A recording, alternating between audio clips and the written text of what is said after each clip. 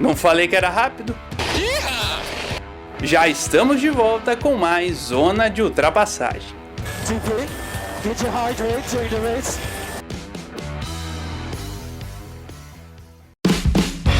Olá, você ligado aqui no Zona de Ultrapassagem 39, começando aqui o nosso bloco 2. Você que está chegando aqui de primeira, seja bem-vindo. Nós temos nosso bloco 1, se você ainda não escutou, sobre os calouros, a garotada nova, a piazada que vem chegando na Fórmula 1 nessa temporada. E no bloco 2 agora vamos falar sobre Fórmula E, que teve o seu início na última sexta-feira e já teve acidente, já teve vitória, já teve pódio inesperado, já teve até míssil rondando a categoria, uma coisa de louco. Então eu sou Gabriel Salaf, estou aqui na companhia de João Rain, Gustavo Frigoto e João Guilherme Rodrigues. Lembrando desde já para você seguir a gente nas nossas redes sociais, Twitter, @Zona de Ultrapass, Instagram, @Zona de Ultrapassagem. Também nós temos nosso canal do YouTube para você se inscrever, acompanhar o nosso podcast e demais materiais por lá. Além, é claro, do nosso grupo do WhatsApp, que você pode entrar. Pede aí o link pra gente nas nossas redes sociais, que a gente te adiciona lá. Tô aqui com meus caros postos nobres pra gente falar sobre Fórmula E, essa etapa dupla inicial. E eu já pergunto de cara, né? A gente vai falar sobre as duas corridas, mas de forma separada logo mais. Porém, de primeiro momento, eu quero um destaque de cada um dessas primeiras etapas. Um destaque, entendeu, Gustavo Frigoto? É um. Não é pra falar 5, é 1. Um destaque. Vamos lá. Difícil de escolher um destaque, né? Um destaque. Vamos ver. Nick De Vries, né? Na verdade, se for para escolher, é o líder do campeonato. Apesar da segunda corrida aqui, realmente não foi culpa dele. Então, se for para escolher um destaque, não a Mercedes só, porque o Van Dorn não teve um fim de semana tão bom assim, mas o Nick De Vries realmente mostrou porque ele mereceria estar na Fórmula 1 nesse momento. João Rai, para você, um destaque aí desse final de semana da Fórmula 1. Meu destaque vai para a belíssima ultrapassagem de Eduardo Mortara na corrida número 1. Esse é o meu destaque. João Guilherme Rodrigues, para você, um destaque da Fórmula E nesse final de semana. Bom, ficou para mim falar o destaque negativo, né? A pancadaça do Alex Lynn, uma batida feia. Acho que esse foi um dos destaques do final de semana, sem dúvidas, e o destaque negativo da prova, né? Já que vocês deram essa de sopa para mim, o meu destaque é Serginho Sete Câmara fazendo bonito no quali de Dragon Penske, calando a boca de todo mundo, né? Mostrando muito potencial. Mas a gente já vai falar dele.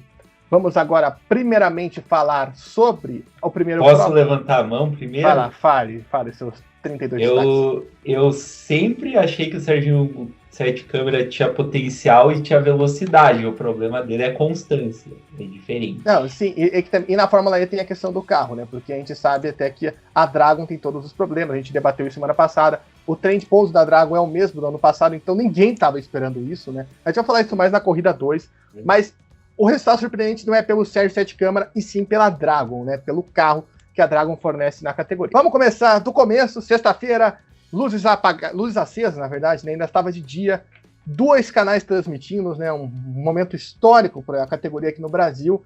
E nós tivemos o quali da Fórmula E, onde tivemos a liderança de Nick De Vries, seguido de Pascal Wehrlein, que ficou 6 décimos atrás do Nick De Vries na Superpole, já deu aí para ter uma diferença. René Rast ficou na terceira posição, Eduardo Mortara de Venturi na quarta posição, mais um destaque, Alex Lynn e Mitch Evans, esses foram 6 pilotos que fecharam o Superpole, né? Os brasileiros, o de Grassi largou na 16ª posição e o Sete Câmara largou na 20ª, lembrando que o Sete Câmara bateu no qualificatório, né? Então já ali criou uma tensão perante ao brasileiro, né? Power Train, que se fala, o João Reis está mandando aqui, só para deixar claro, não sei de onde tirei trem de pouso, mas sim que trem de pouso porque é legal de falar. Porém, no caso, um trem, né? Como já diria a Rubens GP. Corrida, Nick De Vries, como já antecipou Gustavo Frigoto, foi completamente soberano, né? Nick De Vries fez uma corridaça, basicamente não perdeu a prova em nenhum momento, né? Ele até chegou ali a ser ameaçado pelo Wehrlein nos momentos de modo ataque, mas foi completamente constante, né? Primeira vitória dele na categoria. João Guilherme Rodrigues, você acompanha essa prova que eu fiquei sabendo? Como que você viu aí? Nick De Vries foi muito constante, né? algo que a gente já esperava dele, né? Como o Gustavo Frigoto disse, é uma das coisas tristes a gente não ver ele com esse potencial na Fórmula 1, né? Ele que foi campeão da Fórmula 2. Como que você viu essa grande vitória do Nick De Vries? O holandês teve um final de semana não, né? Porque teve a corrida no sábado, mas até sexta-feira ali, um final de semana de Lewis Hamilton, né? Em paralelo aí com a Fórmula 1, Hamilton sempre dominante de Mercedes, e o Nick De Vries fez isso com a sua Mercedes durante a sexta-feira. Dominou os treinos, dominou o qualificatório e dominou a corrida, né? De ponta a ponta conseguiu vencer. Poucos foram os momentos que o holandês foi ameaçado e um baita resultado para ele, né? Que ano passado ele fez uma temporada de adaptação, digamos assim, da Fórmula E, e já em 2021 chegando com os 2 pés na porta, né? Com a sua Mercedes aí, conseguindo uma baita de uma vitória. E quem sabe já, né? A gente sabe todo o potencial do Nick De Vries. A gente acompanhou na Fórmula 2, esperava ele na Fórmula 1, acabou indo para a Fórmula E. No ano passado ainda, como eu disse, adaptando, né, a categoria. E esse ano já conseguindo uma vitória importantíssima para dar uma ótima largada aí na competição. Então, parabéns ao Nick De Vries e que continue assim, porque a gente coloca muita expectativa, né, no holandês. É isso, passando aqui a ficha completa da prova, o Nick De Vries foi o primeiro, o Eduardo Mortara, da Venturi, ficou em segunda posição, Mitch Evans, da Jaguar, em terceiro. René Haas ficou em quarto, da Audi, quinto lugar para Pascal Wehrlein, da Porsche, sexto lugar, Oliver Haaland, da Nissan, sétimo lugar, Alexander Sins, da Mahindra, oitavo lugar, Stoffel Van Dorn, da Mercedes, nono lugar, Lucas de Grassi, né? Lucas de Grassi fez uma grande prova ali, ganhando 7 posições, uma característica dele, né? Na Fórmula E, né? Ele tem essa característica de ganhar posições. Décimo lugar para Oliver Turvey, da NIO, 11º lugar, Antônio Freire da Costa, 12º, Jack Dennis, 13º, Sebastian Buemi, 14º, Norman Nato, 15º, Jean-Eric Vernet, 16º, André Lotter, 17º, Robin Frins, 18º, Tom Blomqvist, 19º, Nick Cassidy, 20º, Sérgio Sete Câmara, 21º, Nico Miller. Não completaram a prova Maximilian Ginter, Sam Bird e Alex Lynn, né? O Sete Câmara ele teve uma punição logo na primeira volta, né? Por conta ali de um excesso de potência ali que a equipe errou no seu carro, foi punido e não conseguiu fazer uma prova muito boa, né? Não teve nem como, nem condições de brigar com ambições melhores. Vou chamar aqui o Gustavo Frigoto e o João Rai também para falar sobre a prova do Nick De Vries. Gustavo, você disse ali, né? Não foi um final de semana esplêndido da Mercedes, pelo do sábado, que o João já destacou, mas também pelo Van Dorn não ter feito um grande final de semana. Mas com o De Vries foi espetacular, né? Treinos livres gabaritados, né, para a corrida de sexta-feira, qualificação também.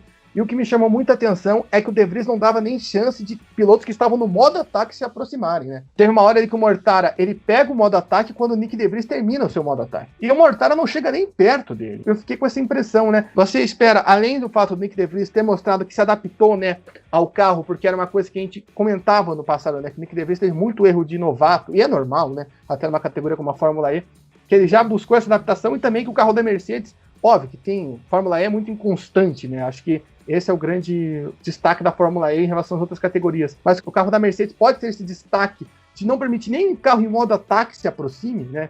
Eu acho que isso foi o que mais me chamou a atenção na prova. Eu acho que é mais uma característica da pista nesse momento do que uma condição do próprio modo ataque, né, Salaf? Porque a questão é que o lugar que eles colocaram o modo ataque nesse momento é claro que em todas as pistas é lá por fora, né? Que você vai e você pega o modo ataque. Mas tem pistas que o lado de fora tá pior do que outras pistas. E eu vi que eles tinham que parar muito o carro para ir no modo ataque. Claro que depende também da hora que você usa o modo ataque. Por exemplo, o Serginho, na corrida 2, que a gente já vai comentar sobre, ele usou várias vezes o modo ataque em situações que ele não tinha risco de perder a posição.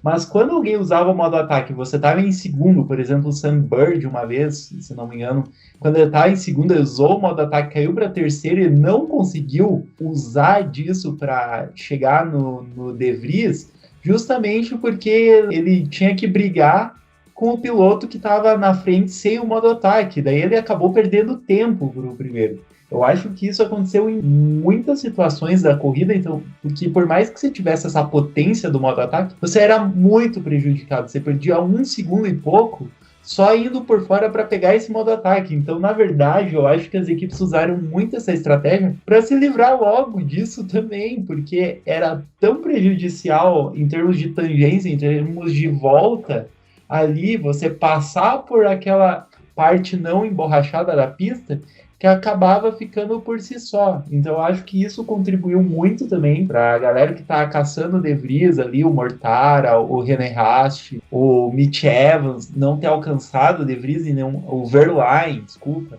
não ter alcançado o De Vries nesse momento, foi exatamente por causa dessa particularidade de pista. A grande verdade também é que as relargadas do Nick De Vries foram excepcionais, todas elas, sendo elas de safety car, sendo elas largadas normais de corrida. Ele realmente conseguia abrir 1 segundo a 1,5 segundos nessas ocasiões, e isso dificultou muito também a aproximação. Antes do João Rai falar, eu também vou levantar a bola nessa questão do Eduardo Mortara, né? Porque a gente até falava semana passada o nosso pré da Venturi, né? A Venturi talvez não seja uma equipe com grandes expectativas, né? A equipe da Suzy Wolff teve, óbvio, essa chance. Até eu comentei essa questão do modo ataque, só para situar aqui, trazer para uma linguagem de Fórmula 1. O modo ataque ele existe também para substituir a questão do pit stop, né? Porque é uma perda de 2 segundos que você faz passando para o modo ataque, mas com essa intenção de que você vai voltar melhor e mais potente e vai conseguir reconquistar a posição que você estava, né? Ou seja, numa ultrapassagem, ou seja, quando o outro piloto foi pegar o modo ataque. O que me chamou a atenção, né, principalmente nessa questão do De Vries contra o Mortara, foi que o Mortara não conseguiu nem tirar tempo do De Vries, né? Você via, o cronômetro não descontava. O De Vries estava andando de um modo muito rápido, sem modo ataque. O modo ataque aumenta a potência do carro. Então, isso para mim foi uma coisa espetacular. Mas o Mortara se destacou, né, nesse final de semana, né, João Rai? Óbvio que teve um destaque infeliz, teve no sábado, mas ele ali com a Venturi conquistar esse pódio da maneira que foi, da ultrapassagem que ele fez em cima do Verlaine e do Mitch Evans, que foi coisa de cinema aquilo, né? Ele consegue um contorno entre os dois, uma das ultrapassagens mais bonitas da história da Fórmula E, eu diria que sem medo algum, né? Aquela passagem que vai estar em abertura daqui 10 anos, né? Você vê aqueles documentários da History of the Fórmula E. Aí vai estar o Mortara ali passando pelo meio, achando esse espaço, né? O que você achou aí desse pódio do suíço e também da vitória do Nick De Vries? Olha, o Mortara parecia um motoboy no trânsito de cidade grande, né? Cortando no meio dos adversários ali. Mas uma ultrapassagem genial, assim, um negócio impressionante. O que ele fez, achou uma brecha, assim, muito rápida, né? Porque logo depois podia já fechar aquele espaço que ele poderia ter. E ele conseguiu aproveitar e fez uma corrida muito, muito boa, né? Um cara que largou na 4ª posição e terminou em 2º, conseguiu aproveitar bem, né, o modo ataque, o que ele teve ali, apesar de não conseguir alcançar o De Vries, como vocês falaram, mesmo com essa potência extra, o De Vries foi impressionante, conseguiu dominar, mas eu também queria levantar o destaque que é uma questão também da Fórmula E no geral, né, que eles têm esses circuitos de rua que são pistas mais travadas, mas essa pista da Arábia Saudita era bem travada.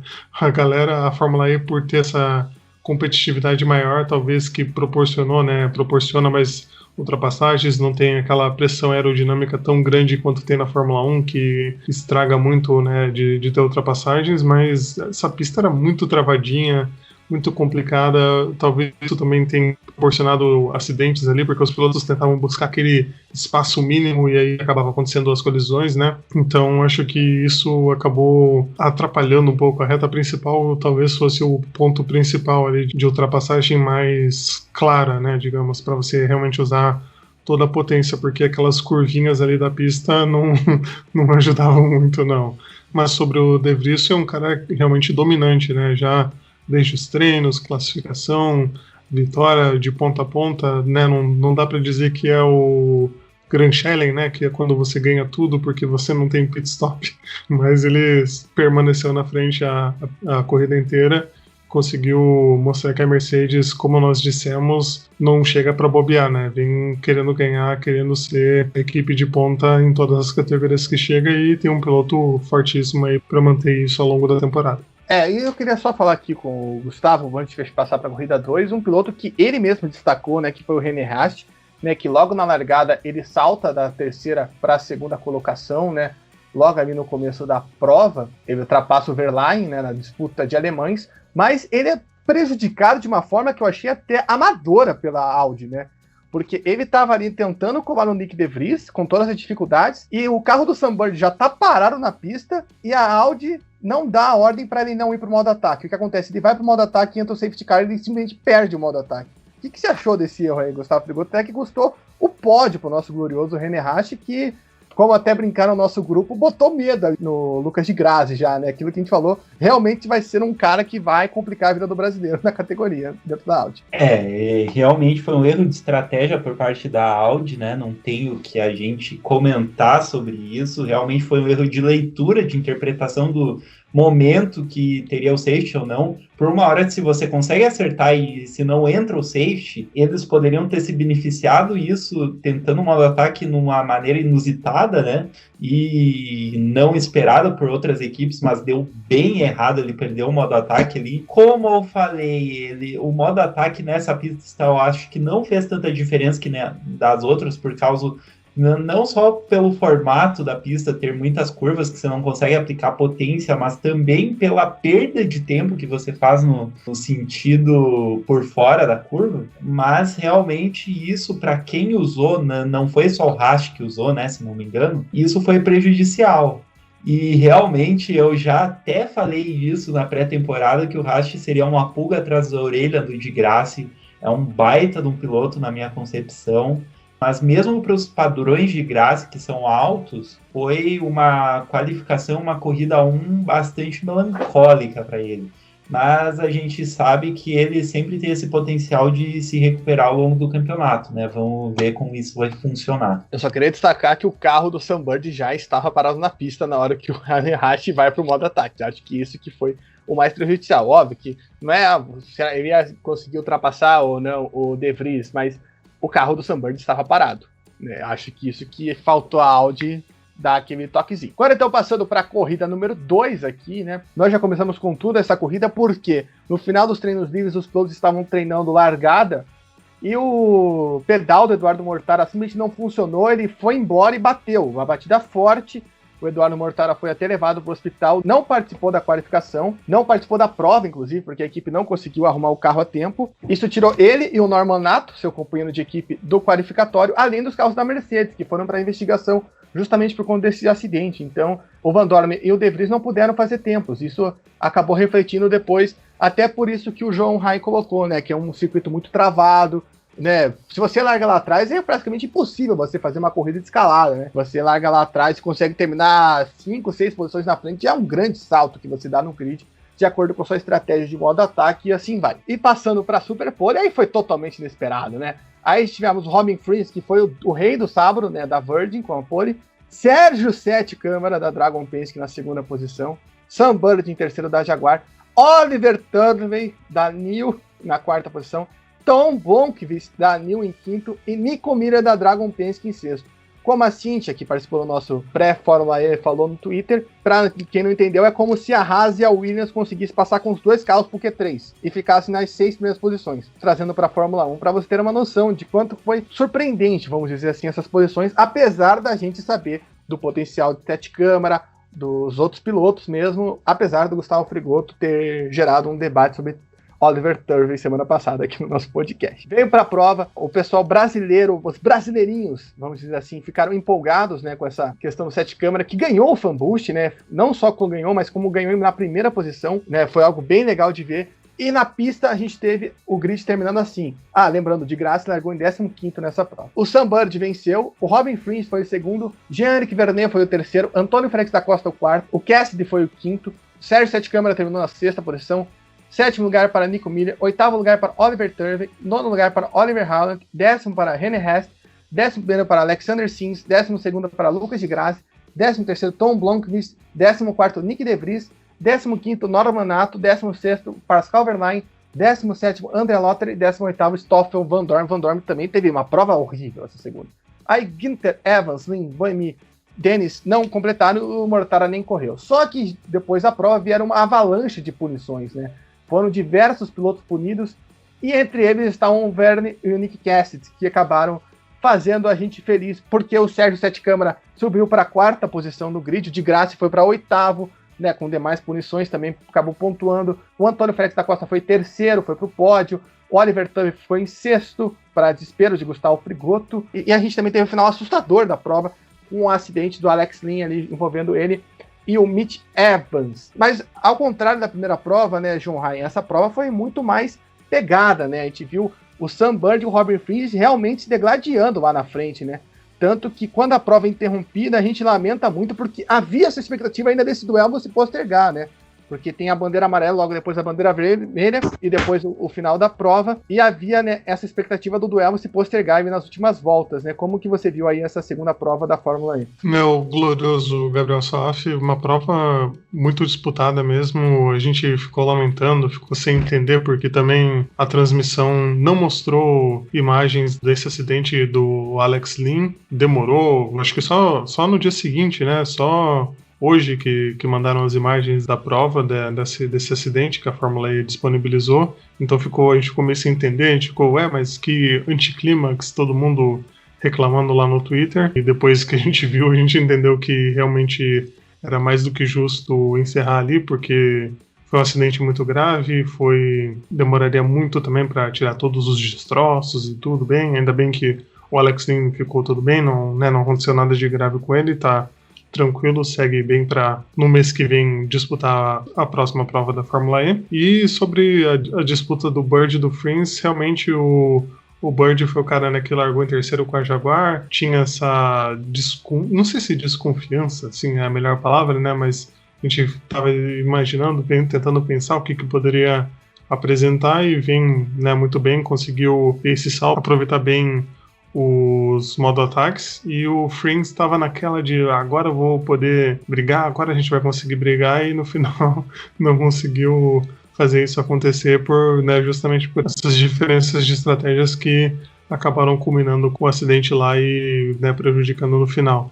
Mas muito mais disputado pela vitória, e a gente sabe que no meio do grid ali a briga sempre acontece, e diferente, né, da primeira prova, a briga pela vitória aconteceu, e méritos aí do Sunbird, que vai trazendo a Jaguar para sonhar mais alto, e ficou, né, com essa vitória em segundo no campeonato também. Então Sunbird pode sonhar aí com uma briga mais intensa na ponta, talvez, né, Sof? O problema é que o Sunbird é todo ano assim, né, Gustavo Frigoto? O Sunbird é um piloto que correu todas as provas da Fórmula E desde a sua fundação, ganhou em todas as temporadas pelo menos uma corrida, e chega no final do ano não tá nem perto, às vezes, de brigar pelo título, né? Ele até brigou um ano ali com o Verne, mas não foi muita coisa, né?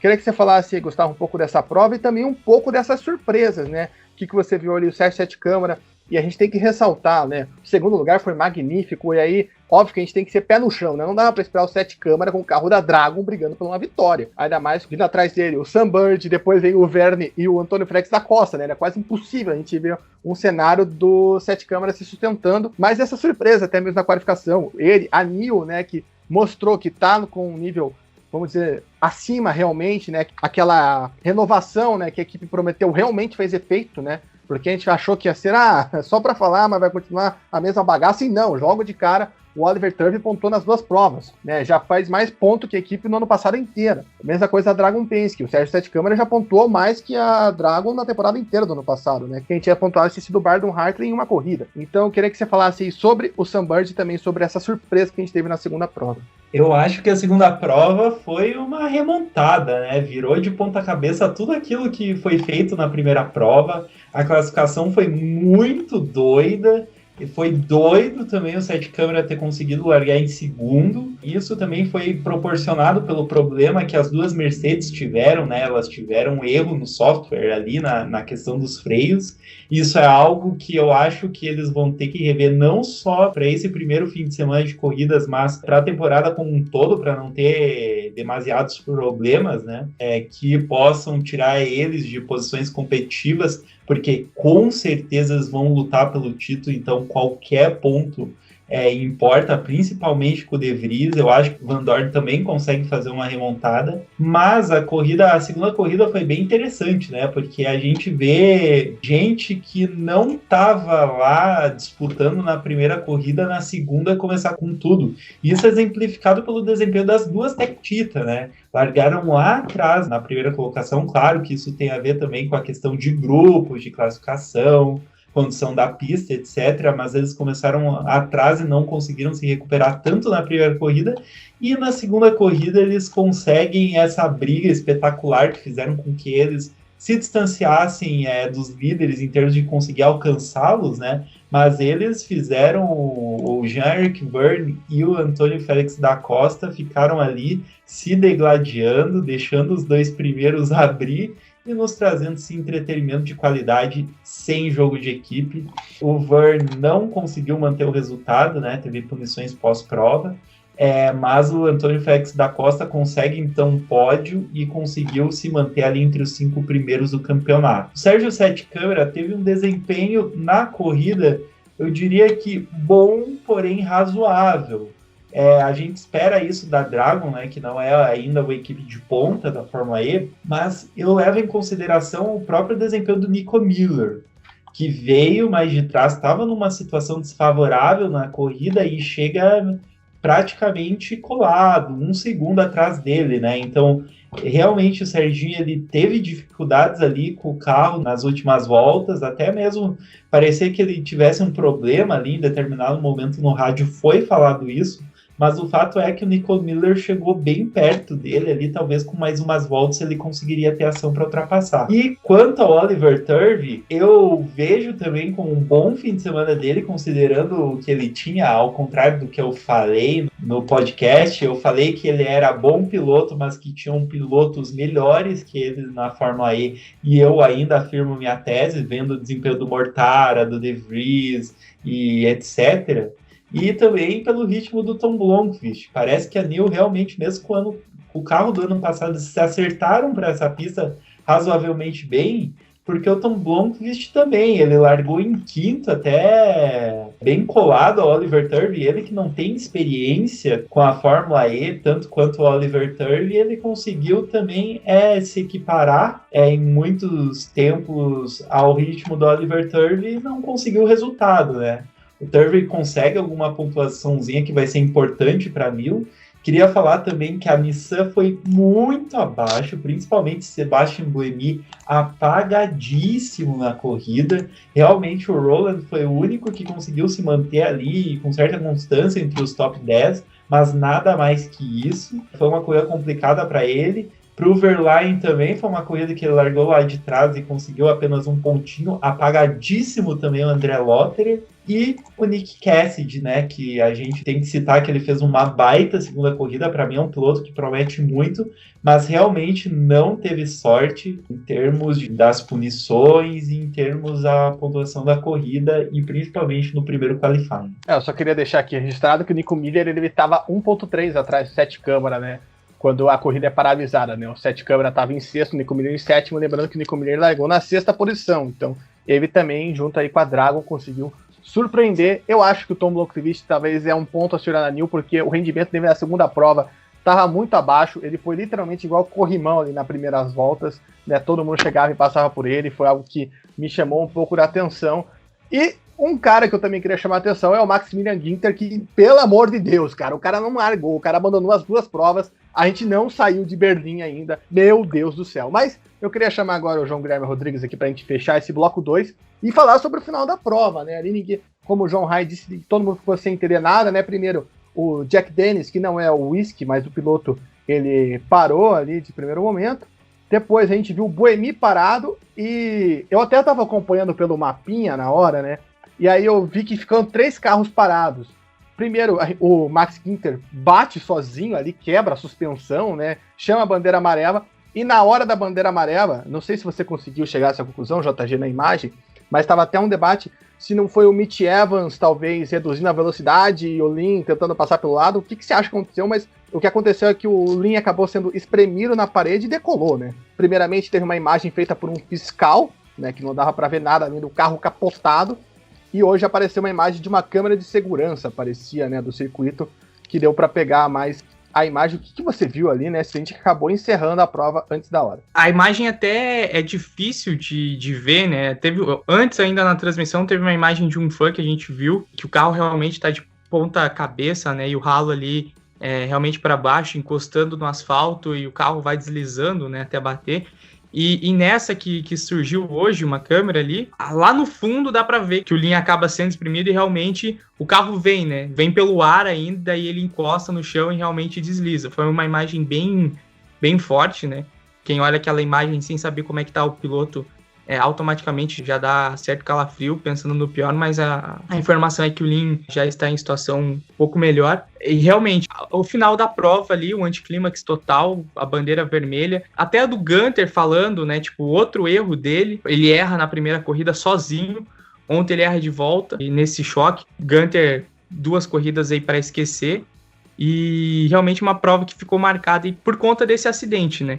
Aí, bandeira vermelha finalizada e a prova terminou antes do tempo até. Exato, só para constar, foi a primeira vez, né, que a Fórmula E em 6 temporadas encerrou uma corrida com bandeira vermelha, né? Já teve situações de bandeira vermelha, que a prova demorou para voltar, né? A última, até a gente estava lembrando no Twitter dela, foi o acidente entre o Piquet e o Vernet na corrida da Cidade do México 2019, que o Piquet decola, né? E o Nelsinho Piquet, no caso. E é aquela prova que o de Graça passa o Verlaine no finalzinho, né? Que muita gente lamenta porque era para ser a vitória do Verlaine. Mas aquela foi a última vez, né? Ficou um tempão parado, mas nunca tinha acabado em bandeira vermelha, né? E foi até estranho, porque na hora ninguém sabia de nada, e do nada apareceu só o Sam Bird comemorando a vitória, né? Uma vitória importantíssima que mantém ele com esse tabu de conquistar a vitória sempre, em todas as temporadas. E outro ponto também, né, lembrou muito o acidente, quem acompanha a Fórmula E desde o começo vai lembrar, do Nicolas Prost com o Nick Heidfeld. Logo na primeira corrida da categoria na China, que o Nick Heidfeld decola e cai de ponta cabeça, é uma coisa horrorosa. Mas o Nick Heidfeld saiu bem. Lembrando que o Alex Lin foi levado para o hospital, mas não tem nada mais de grave com ele, assim como o Eduardo Mortara também, que foi levado para o hospital antes da prova por conta do acidente no treino livre. Só para fechar aqui, então, classificação do campeonato de pilotos após 2 etapas da Fórmula E. O líder é Nick De Vries com 32 pontos, o segundo é Sam Bird com 25, o terceiro é Robin Freeze com 22, o quarto Eduardo Mortara com 18, o quinto Antônio Félix da Costa com 15, o sexto Mitch Evans com 15 também, só que o Antônio Félix da Costa completou uma prova, vamos dizer assim, o Mitch Evans acabou quebrando na segunda. Oliver Haaland é o sétimo com 14, René Rast é o oitavo com 13, Sérgio Sete Câmara é o nono com 12 e Pascal Wehrlein é o 10º com 11. Um destaque aqui desse top 10 que eu preciso fazer é que apenas 3 pilotos pontuaram nas 2 provas, que foi o Nick De Vries, que pontuou graças às punições e abandonos, né? Ele fez 29 na primeira, somando pole, somando a volta mais rápida na qualificação, e 3 na segunda. O Oliver Haaland, que foi o piloto que mais pontuou, vamos dizer assim, proporcionalmente nas 2 provas, ele fez 8 na primeira e 6 na segunda, e o Wehrlein, que fez 10 na primeira e 1 na segunda, ou seja, é completamente desequilibrado, né? Eu até brinquei que na Fórmula E tirou a Mercedes do Qualifier para não ser igual a Fórmula 1. Falou a Mercedes, você já deu o seu show, agora vamos dar competitividade. Fórmula 1 podia adotar isso nas próximas etapas, a gente agradeceria. Seguindo aqui, 11º Nico Miller, 12º Oliver Turvey, outro que pontuou nas 2 provas, 13º Alexander Sings, 14º de Grasse, que é outro que pontuou, né? Tem 6 pontos, e Van Dorme com 4. Depois Lotterer, Vernet, Denis, Boemi, Nato, Kest, Blomqvist, Maximilian Gunter e Alex Lin não pontuaram ainda, lembrando que o Gunter e o Lin não completaram nenhuma das 2 provas. No campeonato de construtores, e aqui fica o destaque, né, para Jaguar, né, que conseguiu 2 pódios, né, 2 resultados expressivos, né, um com o Mitch Evans e outro a vitória do Sam Bird, lidera com 40 pontos, a Mercedes é a segunda com 36, aí vem um buraco até a Verdi, que tem 22, também com 22 a Penske, meu amigo, a Dragon Penske é a quarta com 22 pontos. Se alguém te falasse isso, Gustavo Frigoto, logo depois do Festival de Berlim, que na primeira prova do ano a Dragon Penske estaria em quarto no Mundial de Construtores de Fórmula E, você falaria o que para essa pessoa em uma palavra? Estás maluco? São 2 palavras, né, mas com o português de Portugal do nosso querido João Raim provavelmente nos conduziria esse momento, mas é isso, Fórmula E às vezes é isso, às vezes as equipes que a gente cita como equipes que não são protagonistas às vezes conseguem um acerto muito bom, lembrando que é uma corrida só, né, só foi um fim de semana no campeonato, ainda tem muito chão, pelo que deu o diagnóstico é que a Mercedes vai estar muito rápida, e eu acho que as outras equipes vão ter que aí meio que caçar a Mercedes. Eu acredito que o Sam Bird vai conseguir se controlar um pouco o temperamento agressivo dele, porque Sam Bird é um piloto que nos faz torcer para ele por conta de ser meio que ter o temperamento a lá Max Verstappen. É claro que ainda é debatível o acidente da primeira corrida, que eu cito ele como culpado por circunstância de corrida, porque realmente você conseguir, na freada, tomar a melhor decisão para quem está na frente, olhando para o retrovisor, ver um piloto ultrapassar daquela maneira e saber exatamente a posição que ele está é complicado. Eu acho que ele forçou onde não deveria ali, e se ele não tivesse forçado desse jeito, ele seria provavelmente líder do campeonato nesse momento. Claro que ele não saberia disso, né? Ele foi com um gap que até então existia, mas ele precisa controlar esse temperamento, ele vai conseguir ser uma pulga atrás da orelha nesse campeonato, pelo que a gente viu. Eu acredito na recuperação da Tectita também. Vamos ver o que a Dragon vai aprontar, principalmente com o novo Powertrain. Parece que ele ser um carro legal, e isso realmente me surpreendeu, porque eu realmente não esperava eles com essa moral. E tem equipes que eram para estar não na frente que decepcionaram legal, né? A Jaguar foi uma surpresa boa, o Mitch Evans na primeira corrida e o Bird na segunda.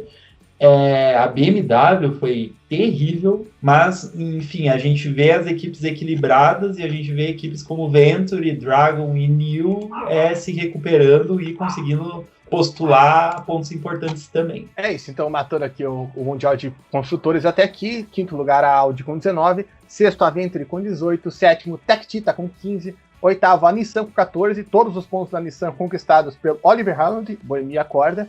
Nono lugar Porsche com 11, décimo lugar a NIO com 9, 11ª Mahindra com 6 e 12ª a BMW, que não tem nada, meu amigo. A BMW foi a única equipe que não pontuou nas ruas de Riad, que quase receberam de presente pós-corrida um míssil que foi interceptado pelo exército da Arábia Saudita. Fica aqui essa curiosidade. Não que seja algo exclusivo, né? Isso tem que deixar claro, né? É algo que, se você for estudar o comportamento social daquela região, é até comum os mísseis serem interceptados, né? Porque é um festival e tinha um que estava arrumando o Riad, né? Soltado lá para um grupo. E isso aí vem demais. Quer saber sobre isso? Vai escutar o Xadrez Herbal lá, 7 horas de podcast para você ser feliz e saber tudo sobre a sociedade moderna. Então é isso, senhores. Fórmula E volta dia 10 de abril em Roma, né? Para sua terceira etapa. Lembrando que o calendário ainda não está completo, né? Ainda temos provas que serão adicionadas possivelmente, e a gente vai ficando por aqui, né? A gente agradece pela sua audiência aí nesses 2 blocos. Semana que vem vai ter mais, semana que vem tem mais, até mesmo sobre Stock Car, aqui a gente começando a dar a passada na temporada 2021 na Stock Car. Lembrando, né, nesse encerramento para você seguir a gente nas nossas redes sociais, Twitter, @Zona de Trapézio, Instagram, @Zona de Ultrapassagem. Lembrando também para você seguir o nosso canal no YouTube, que além dos podcasts, estamos soltando vídeos fazendo análises das provas da NASCAR, né? A gente não está fazendo isso aqui mais no podcast, mas lá no YouTube você vai ver. Possivelmente, quando você estiver escutando esse podcast, já vai estar disponível um vídeo sobre as provas de Homestead, da Infinite Series e da Cup Series. Eu não vou dar spoiler, porque eu não sei nem quem ganhou a prova, porque a gente está gravando isso antes da prova da Cup. Só sei quem ganhou da Infinite, mas se você quer saber quem ganhou, vai lá e escute, ou veja, no caso. E também lembrando de você seguir a gente nos agregadores de podcast. Estamos disponíveis no Spotify, Google Podcasts, Apple Podcasts, Pocket Casts, Breaker, Radio Public, Anchor e Podcast Go. Além de, claro, nós temos nosso grupo do WhatsApp, você é bem-vindo. Só pedir para adicionarmos você lá, manda uma DM pra gente no Twitter e no Instagram. E também, é claro, para você compartilhar esse podcast com seus amigos que querem saber tudo o que aconteceu em Riad na Fórmula E. Chama aqui para o meu abraço final, João Guilherme Rodrigues. Obrigado pela participação nesse nosso podcast, nosso esquema tático padrão, nosso Dream Team, meu amigo. Obrigado aí por essa participação no nosso podcast 39. Valeu, Salaf, valeu, João, valeu, Gustavo, todos os amigos e amigas ligados no Zona de Ultrapassagem. Forte abraço, voltamos na próxima. E aquela dica de sempre, né? Não compartilhe fake news, compartilhe o link do Zona de Ultrapassagem em todos os grupos, em todas as redes sociais possíveis. Tamo junto e até a próxima. Gustavo Frigoto, o senhor que ficou visualmente emocionado quando eu citei o Xadrez Verbal aqui, faça suas considerações finais. Eu queria fazer as considerações formais sobre os motivos, né? Sobre a guerra que está rolando. É só um pequeno comentário para nossos internautas se situarem. Os que não sabem, sobre a guerra que está rolando na Arábia Saudita, que é uma guerra longa, né, entre a Arábia Saudita e o Iêmen, com várias intervenções dos Estados Unidos, do Irã, enfim, dos países que querem influência ali. É uma disputa de terras e uma disputa política também entre a Arábia Saudita e o Iêmen, porque desde quando uma milícia do país do Iêmen tirou o ditador do poder, houve desdobramentos em que a Arábia Saudita foi bastante prejudicada na questão de conseguir terras ou não nos lugares. Enfim, esse é um conflito que eu não vou me alongar sobre isso, mas é um conflito que dura aí praticamente, entre tensões ou não, mais de 9 anos, e que também criou uma série de catástrofes no Irã.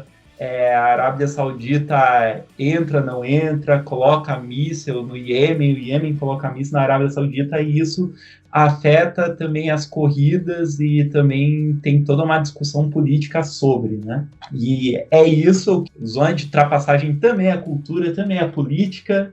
Só para dar um situamento sobre o que aconteceu na Fórmula E, porque tem mísseis perto do autódromo provisório aí, diria, né?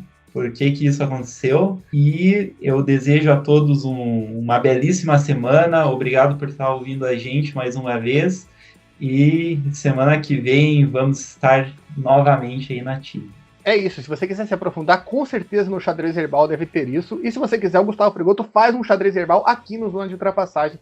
Peçam isso que ele com certeza irá fazer. E se ele vencer o Fanpush, ele vai fazer um Xadrez Herbal. Já fica aqui essa promessa, um Xadrez Herbal para você escutar tomando laranjinha. Então, Gustavo Frigoto, você que se vire para cumprir essa promessa, caso você seja mais votado no Fanpush.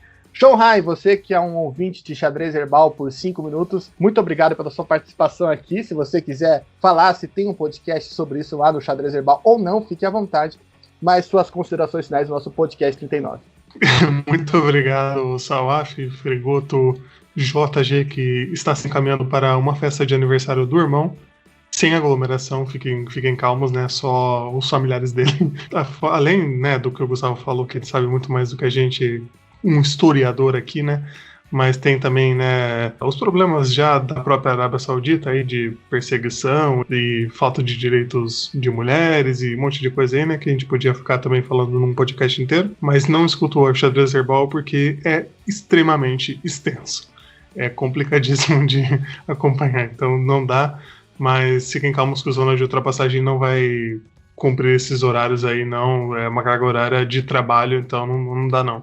Mas muito obrigado a todos. É isso aí, nos vemos na semana que vem falando de mais temas e futuramente também das próximas provas da Fórmula E, da Fórmula 1 e tudo mais. Então fique com a gente, um fortíssimo abraço. É isso, eu vou consultar até meu irmão, porque eu lembrei que meu irmão escuta Xadrez Herbal enquanto ele tá cozinhando de madrugada. Eu já cheguei altas vezes na cozinha, 2 horas da manhã aqui de casa, e tava ele ouvindo sobre a política do Turcomenistão. Então, coisas casuais que acontecem na vida de pessoas que escutam esse podcast e também de você que escuta a Zona de Ultrapassagem. Então, forte abraço, até semana que vem, obrigado pela sua audiência e tchau!